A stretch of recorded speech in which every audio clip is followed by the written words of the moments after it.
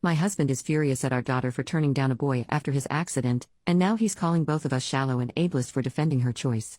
So my husband and I have been arguing about this all day, and I need some outside perspective. My husband picked our daughter, Cindy, up from school, and he saw her speaking to a schoolmate that she had previously had a crush on. For context, last year during a sleepover, my husband and I overheard Cindy's friends lightly teasing her over having a crush on this boy.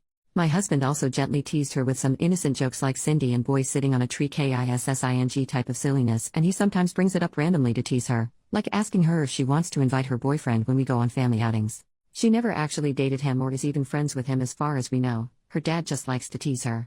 Anyway, apparently over the summer the boy was injured in an accident and he missed the first couple of weeks of school as a result. When my husband was picking her up, he saw them talking and noticed that the boy had significant scarring on his face and hand. When he asked her what happened to him and what they were talking about, saying that the boy looked disappointed, she explained to him about his accident and that he was just asking her out on a date but that she turned him down. My husband was furious at her and scolded her for being so shallow as to reject him because his appearance has changed. Cindy was crying when she got home. She told me all this and insisted she was polite when turning him down and was just not interested in him like that anymore. I told my husband to apologize to our daughter and that he never should have made her feel bad for turning down anyone's romantic advances. I told him that our daughter is old enough to decide who she is attracted to and it would be cruel of her to have said yes out of pity, thus leading him on. My husband is now saying that he sees me differently and that I should be ashamed for teaching Cindy to be a shallow monster and ableist. He is also angry that I undermined him when he was scolding our daughter and says we should not undermine each other's authority when disciplining our child. I was not doing it to undermine him. I just think it's not healthy to make our daughter feel guilty and shamed for not being interested in someone. I do feel bad for the boy, but I don't think it is anyone's place, neither mine nor my husband's, to tell Cindy she has to date someone or she's a bad person. Am I out of line for thinking this? Because my husband seems to think so. Update 2 days later. Hi everyone. I got a lot of responses yesterday and I thought I should update on what happened since I posted. I wanted to address some things first that I saw in the replies. 1.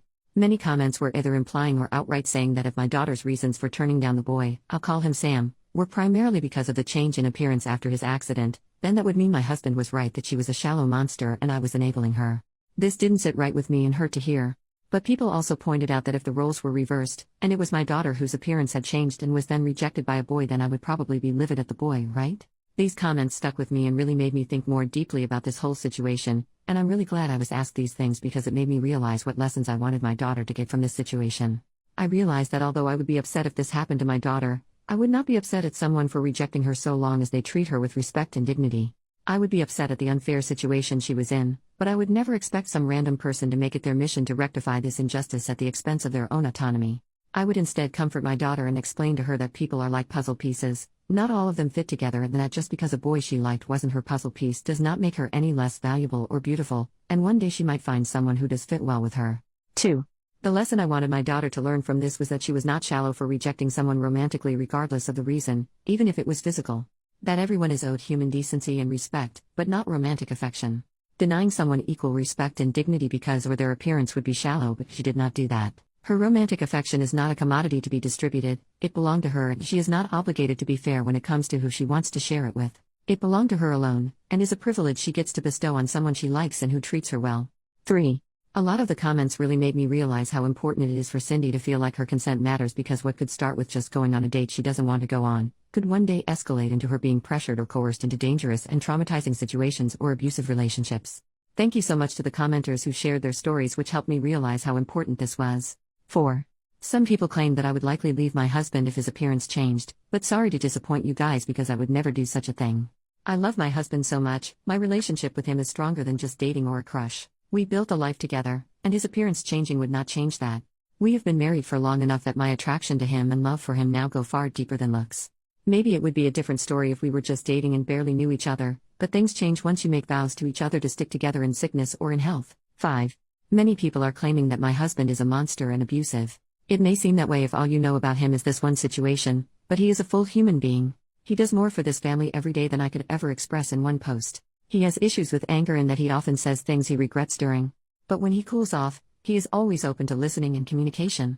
I know now how damaging his teasing of Cindy about Sam was last year, and I will make sure that doesn't happen again, but I assure you all that this is something he has done out of ignorance and not malice. He loves Cindy to bits and would never intentionally do something to harm her. Okay, onto what happened yesterday. Husband woke up and left the house early, so I didn't get a chance to talk to him. When Cindy woke up, I made sure she was okay and told her I wanted to talk to her about what happened the day before. Her friend's mom gave her a ride home and she got here before my husband did, so we were able to have a heart-to-heart. I told her that she doesn't need to explain to me or anyone why she changed her mind about Sam, and I explained to her all the things I mentioned above. That Sam was going through something very hard and she should be kind to him, but she does not owe him a date if she is not interested in him romantically. That she isn't shallow and should never feel pressured to do something with someone she doesn't want to do, and that her dad was upset and said things he didn't mean. Even so, he still loves her and so do I. She was starting to cry, so I held her for a while. She told me she was upset more than anything that her dad thinks of her as a bad person. This broke my heart, and so I told her I would talk to Dad about this when he gets home. When my husband got home, I told him we needed to talk about yesterday. He didn't want to at first, but I insisted and told him it was about Cindy's well-being, as she was still upset about it and even thinks that her own father thinks she is a bad person. This upset him and he said of course he didn't think that. I basically explained to him my thoughts above, and although he was a bit resistant at first and insisted that he just didn't want Cindy to become a shallow person, he really listened when I explained to him how people might take advantage of her if she starts to feel like her consent and her desires don't matter. I didn't show him the post I made, but I wrote down some of the comments and stories and told them to him. I told him they were stories I found on Reddit from people who experienced something similar. I didn't show him my post because so many comments were unfairly painting him as a monster and I was worried it would make him defensive.